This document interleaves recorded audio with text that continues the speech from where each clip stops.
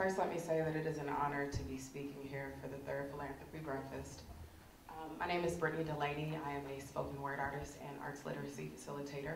I used to say that I was a graduate of St. Paul Central High School, but now that I really reform what it is that education is and define it as a journey through oneself, I now say that I am a 2007 Black Box graduate, St. Paul Central's touring theater alumni under the leadership of Jan Mandel.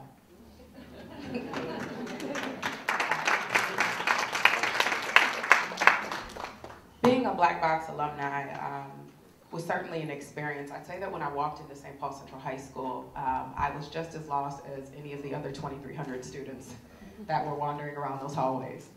And through my experience in the Black Box, it was a place where I had to face myself. It was a place where I had to look at the things that I was told were not beautiful about me or that didn't work and really find the beauty within them. And it was a journey, one that had many highs and many lows, but that brought me to this point today where I am facilitating and traveling as a poet and artist educator.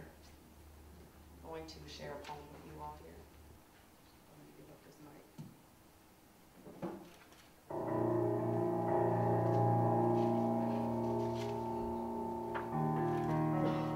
Remember riding on the impressions of the sea, lying on the splintered floor, on top, on side, on bottom, like quilted skin, brown glass eyes still, holding the tongue of our mothers deep in our taste buds, her smell captive in our pores. Remember crying in the melody of sameness, our tradition still spilling from our cheekbones and the bridging of our noses, the coiling of our hair. Remember still feeling our soil between our toes, still humming the sounds of our grandmothers, still within the drums of ears, still Africa pumping in our veins.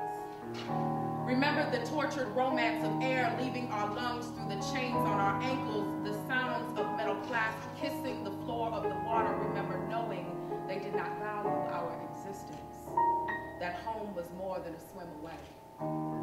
Remember standing on the sands of our captors the first time we learned America through the dregs of whips cutting through our blackness, the first words our full lips uttered in English feeling like poison, the first time we looked at one another fragmented, strange fruit now, dangled from trees and burned like incense, blending with the bark of shattered wood, our fingers turning to cotton, our children taken from our womb, our fathers drugged behind horses, our souls struggling to stay planted under a sky that reeks with dissension. Do you remember me, brother?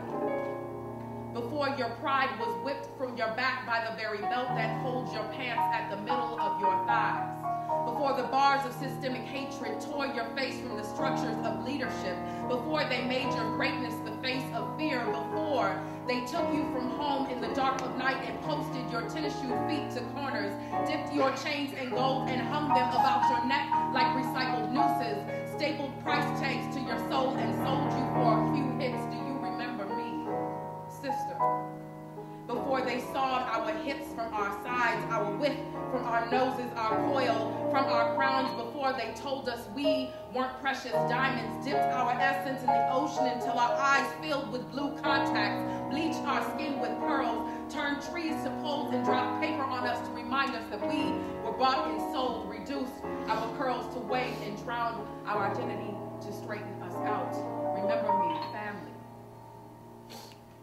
Before our fingers were broken into affiliation, and African faces like flesh with America between the anchors of white chalk outlines, and African hands like cupped to America between the anchors of white chalk outlines, and African spirituals like broken in the songs of America between the anchors of white chalk outlines, and African bodies like under those standing their ground in America between the white chalk outlines, before our tongues became the same whips that lashed us, and master traded faces for spaces much higher in government, and we could no longer recognize the motherland beneath the scars of disenfranchisement before the boat sailed off with our hope, diluting our culture until we could no longer taste it, until we no longer wished to taste it, until we believed that it was no longer good to taste it. Remember me, same, holding on to you in the wind, promising to still love you, promising that we would find our way back home, promising